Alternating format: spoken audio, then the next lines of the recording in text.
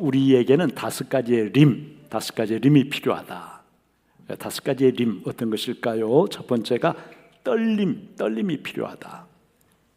작은 것도 마음이 설레고 감동할 줄 아는 영혼의 섬세함과 부드러움, 떨림. 두 번째가 울림이 필요하다 그랬어요. 울림. 종을 치면은 울림이 계속되잖아요. 울림이라고 하는 것은 다른 사람의 마음을 느낄 줄 아는, 다른 사람의 마음을 내가 느낄 줄 아는 공감과 소통의 능력, 그게 울림입니다. 그러니까 꼭 울림이 있어야 돼요, 우리에게. 세 번째가 끌림이에요.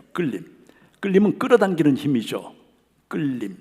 하나님께서 주신 나만의 고유한 특성, 우리가 개성이라고 이야기하는, 여러분, 바로 그것이 사람을 끌어당기는 힘이에요. 그래서 자신에 대한 긍정이 다른 사람을 끌어당기는 가장 큰 힘이다. 끌림. 네 번째가 몸부림이에요. 머리만이 아니라 온 몸으로 반응하는 것, 그걸 뭐라 그래요? 몸부림. 우리가 살아가다 보면은 인생에 문제도 생기고 어려움도 있고 난관도 있고 그러잖아요. 그때 필요하면 나의 온몸을 던져서 반응하는 그러한 열정, 그걸 뭐라 그래요? 몸부림. 우리에게 뭐가 필요하다? 몸부림이 필요하다. 그리고 다섯 번째는 뭘 것 같아요? 네, 다섯 번째가 오늘 우리가 무슨 예배죠? 어울림 예배. 그럼 다섯 번째가 뭘까요? 어울림. 우리 친구들 너무 똑똑해 진짜.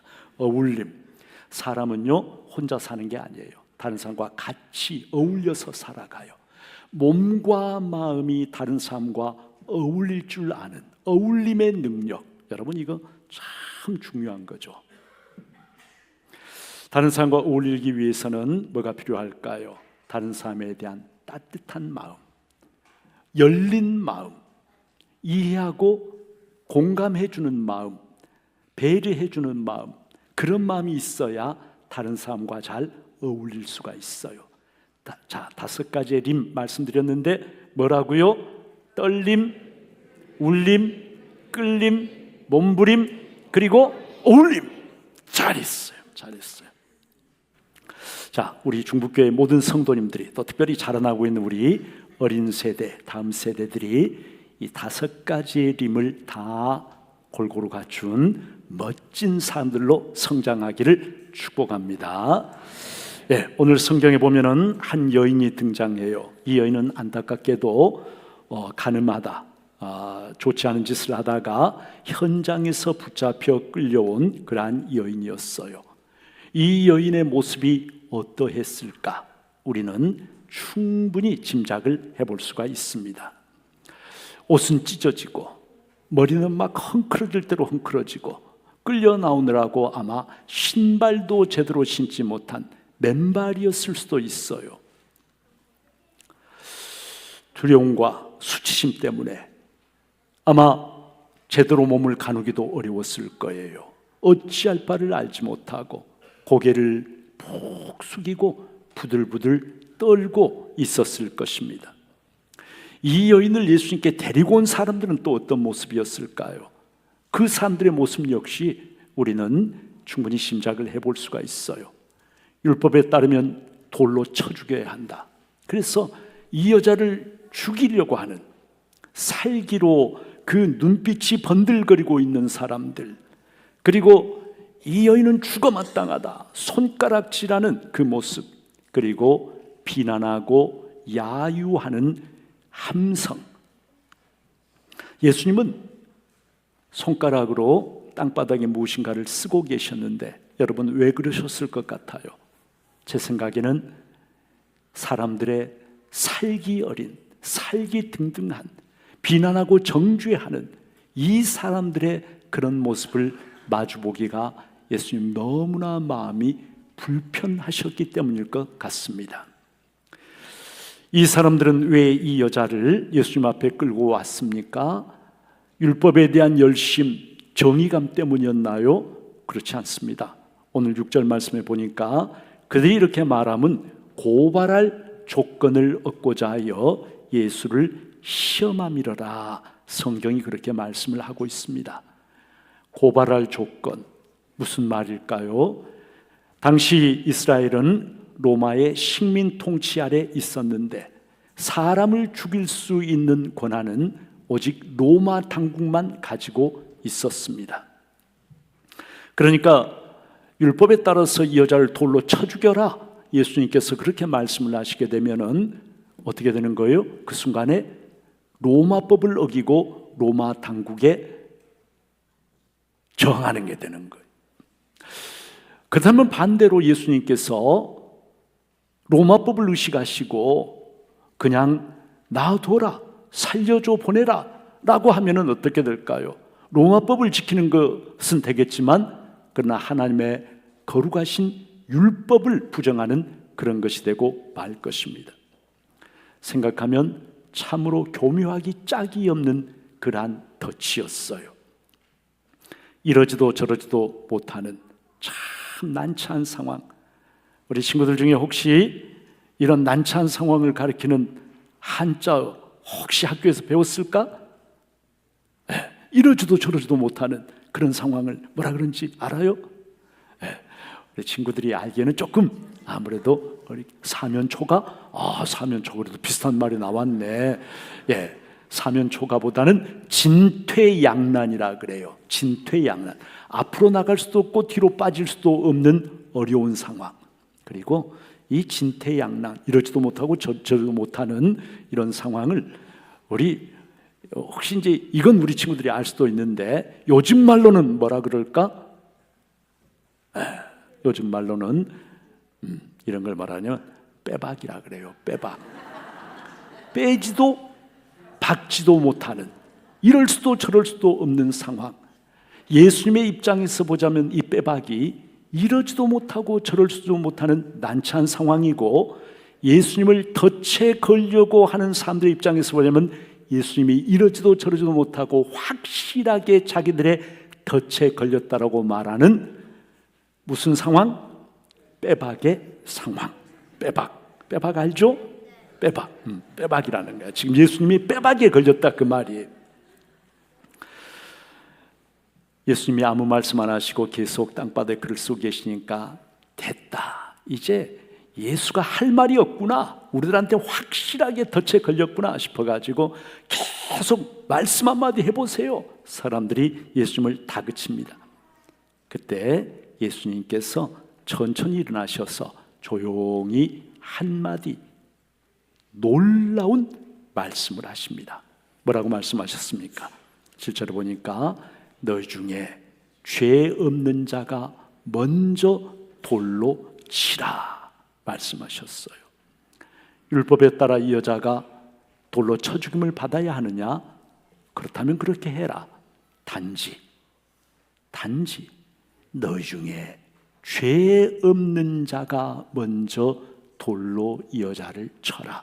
예수님은 그렇게 말씀을 하신 거예요. 예수님의 이 말씀 한마디 참 놀라운 말씀이죠. 이 말씀 한마디가요, 그때까지 오직 이 여인을 바라보고 있던 사람들의 시선과 관심과 생각과 마음을 한순간에 이 여인이 아니라 자기 자신을 향하게 만들어버렸어요. 나는 과연 돌을 들어 이 여자를 칠 수 있는 죄가 없는 사람인가? 이것을 자기 자신에게 물어보도록 만들어 버리신 거예요. 예수님의 말씀은 이런 뜻이에요. 지금 여기가 어디죠? 이 사건이 벌어지고 있는 이곳이 어디예요? 성전이에요. 성전은 하나님이 계신 곳이에요. 예수님의 말씀은 하나님 앞에서 너희 모두가 죄인이다, 그 말씀이에요. 하나님 앞에서는 너희 모두가 죄인이다.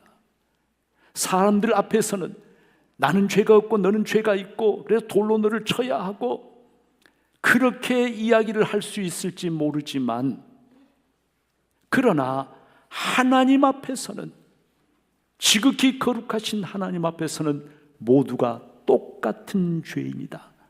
예수님 그 말씀을 하시는 거죠. 그렇습니다. 하나님 앞에서는요, 우리 친구들 잘 들으세요. 하나님 앞에서는 의로운 사람과 죄인 두 부류의 사람이 있는 게 아니에요. 하나님 앞에서는 죄인 하나밖에 없어요. 그런데 두 종류의 죄인이 있어요. 두 종류의 죄인. 하나는 자기가 죄인이라고 하는 것을 전혀 알지 못하는, 그리고 자기를 의롭다고 생각하는 죄인과 자기가 죄인이라고 하는 사실을 알고 있는 죄인, 단지 두 종류의 죄인만이 있을 뿐이다. 여러분, 그런데 성경의 하나님은 참 놀라운 분이십니다. 하나님은요, 죄가 하나도 없는 의인을 사랑하시는 것이 아니라 도리어 자기가 죄인이라고 하는 사실을 깨닫고 가슴을 치면서 애통하면서 하나님 앞에 두 손을 들고 나와서 하나님, 나를 불쌍히 여겨주십시오 기도하는 이 죄인을 하나님은 더 기뻐하세요. 놀라운 일이에요. 누가복음 15장에 보면 예수님 그런 말, 하나님은 의인 99명을 인하여 기뻐하시는 것보다 죄인 한 사람이 회개하고 돌아오면 더 기뻐하신다.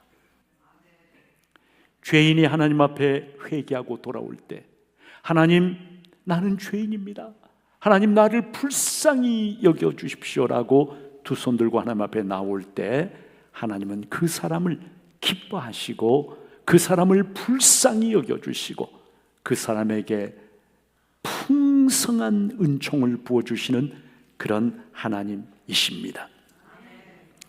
그날 아침에 돌을 들어서 이 여인에게 던질 수 있는 사람은 딱 한 사람이 있었어요. 돌을 들어서 그 여인에게 던질 수 있는 딱 한 사람이 누구였을까요? 예, 죄가 전혀 없으신 예수님. 예수님 한 분만이 이 여인에게 돌을 들어 칠 수가 있었어요. 그러나 예수님은 결코 이 여인에게 돌을 들어 이 여자를 치지 않으셨습니다. 사람들이 양심의 가치를 느끼고 한 사람 한 사람 다 돌아가고 이제 마지막에 예수님과 이 여자만 남게 되었습니다. 예수님께서 이 여인을 여자여 이렇게 부르십니다. 여자를 여자라고 부르니까 특별한 의미가 전혀 없는 것 같지만 그렇지 않아요. 이 말씀 속에는 굉장히 특별한 의미가 담겨 있어요. 여자여라고 하는 이 말, 여러분, 이것이 성경 원어로는 무슨 말이냐면 귀나이라고 하는 말입니다. 이 여자를 향해서 귀나이 이렇게 부르신 거예요, 예수님께서. 그런데 예수님께서 귀나이 이렇게 부르신 것이요, 복음서에 보면은 예수님의 어머니 마리아를 부르실 때 언제나 귀나이 이렇게 부르셨어요. 귀나이라고 하는 이 말 속에는 상대방 여성을 향한 존중과 친밀감의 감정이 들어있는 말이에요. 존중과 친밀감. 예수님은 따뜻하고 부드러운 음성으로, 그리고 사람들이 막 입에 거품을 물고 비난하고 정죄하려고 하는 이 여인의 모든 죄와 허물을 덮어주시는 그러한 따뜻한 음성으로 귀나이, 친밀감을 표현하시면서 이 여자를 부르신 거예요. 사람들은 다 이 여인을 경멸했죠, 비난했죠, 정죄하려고 했죠. 그러나 예수님은 죄를 짓다가 현장에서 붙잡혀 끌려온 이 여인을 결코 경멸하지 않으셨어요. 무시하지 않으셨어요. 비난하지 않으셨어요. 정죄하지도 않으셨어요. 11절에 보니까 나도 너를 정죄하지 아니하노니 가서 다시는 죄를 범하지 말라 말씀하십니다. Neither do I condemn you. 나도 너를 condemn, 정죄하지 않는다. Go now. 이제는 가라. 아무도 너를 정죄의 자리에 붙잡지 않는다. Go now. 이제는 가라. 그리고 예수님 뭐라고 그러시냐면 And live your life of sin. Life of sin. 죄의 삶, 죄악된 삶을 이제는 떠나라. 새로운 삶을 살아라. 예수님 그렇게 말씀을 하신 거예요. 왜 예수님은 이 여인을 정죄하지 않으셨을까요? 왜 그러셨을까요? 바로 예수 그리스도께서 이 여인이 받아야 할 율법의 모든 저주와 정죄, 형벌, 죽음, 이것을 예수님께서 십자가에서 대신 담당하셨기 때문입니다. 대신 담당하셨기에 너는 더 이상 이제 율법에 매이지 않은, 율법의 저주 아래 있지 않은 Go now. 이제 가라. 그리고 다시는 죄를 범하지 말라. 마가복음 2장 17절에 보면 예수님은 이런 말씀을 하셨어요. 화면 보세요. 예수께서 들으시고 그들에게 이르시되 건강한 자에게는 의사가 쓸데없고 병든 자에게라야 쓸데있느니라. 나는 의인을 부르러 온 것이 아니요 죄인을 부르러 왔노라. 죄인을 부르러 왔노라. 우리는 의인을 찾아다니지만, 의인을 사랑하고 존중하지만 예수님은 놀랍게도 의인을 찾아 이 땅에 오신 것이 아니라 나와 같은 죄인을 찾아서 하늘의 영광의 보좌를 버리시고 추한 모습을 하고 있는 죄인인 나를 찾아오셔서 십자가의 보혈로 나의 모든 죄를 씻어주시고 그리고 나와 같은 죄인을 하나님의 아들과 딸로 하늘의 영광스러운 신분을 주시고 그리고 나에게 영원한 새 생명을 주신 분, 그분이 바로 예수 그리스도십니다. 성도 여러분, 우리가 여기서 알아야 될 정말 중요한 사실이 있습니다. 이 이야기는 2000년 전에 어떤 한 여인의 이야기가 아니라는 것이에요. 이 이야기는 어떤 여인의 이야기 아니라 누구의 이야기일까요? 누구의 이야기일까요, 우리 친구들? 바로 나의 이야기예요. 누구의 이야기? 나의 이야기. 하나님의 거룩한 성전 앞에 세워진 죽을 수밖에 없는 추악한 죄인. 우리는 그 여자를 생각하지만 그것이 바로 나 자신의 모습이라고 하는 것을 우리는 알아야 합니다. 내가 바로 이 여자와 똑같은 죄인이라는 것이죠. 어떤 변명도 어떤 핑계도 할 수 없는, 그래서 율법에 따라 영원히 저주받고 죽을 수밖에 없는 죄인이 바로 나인데 예수님은 나를 위해서 내가 받아야 될 모든 저주와 형벌, 죽음을 십자가에서 대신 감당하시고 나에게는 예수님 안에 있는 하늘의 놀라운 새로운 생명, 그것을 나에게 선물로 주셨습니다. 우리 모두가 하나님의 사랑받는 아들과 딸이 되고 새로운 피조물이 되고 하늘 영광에 참여하는 복된 사람들이 된 것입니다. 맥스 루케이도라고 하는 미국의 유명한 목사님이 계세요. 참 크리스찬들에게 좋은 영향을 끼치는 책들도 많이 쓰신 유명한 분이세요. 맥스 루케이도 목사님. 그런데 이 루케이도 목사님이 이런 간증을 하셨어요. 간증. 이 맥스 루케이도 목사님은 미국의 텍사스는 미국의 중부 내륙에 위치해 있는 주인데 텍사스 내륙에서 자라나서 놀랍게도 10살이 될 때까지 한 번도 바다를 본 적이 없었습니다. 기껏해야 자기 고향 주변에 있는 조그만 호수들을 보면서 자랐을 뿐이에요. 그런데 이 맥스 루케이도 목사님이 10살이 되었을 때, 그러니까 꼭 우리 친구들 정도 되었을 때 캘리포니아의 산타모니카에 살고 있는 삼촌을 방문을 하게 되었어요. 삼촌은 이 맥스를 광대한 태평양 바다가 보이는 해변으로 데리고 갔습니다. 처음으로 끝이 안 보이는 광대한 태평양 바다를 본 맥스는 저 시골 아이였다가 그걸 보고 너무 놀라가지고 벌어진 입이 다물어질 줄을 몰랐어요. 그리고 호수와 바다가 다른 점이 하나 있죠. 뭐예요? 바다에는 파도가 계속 밀려와요. 파도가 밀려오고 또 밀려오고 또 밀려오고. 삼촌이 맥스에게 말합니다. 맥스, 이 파도는 1000년 전에도 이렇게 밀려왔단다. 1000년 전에도 파도가 밀려왔어요? 맥스, 너 그거 알아?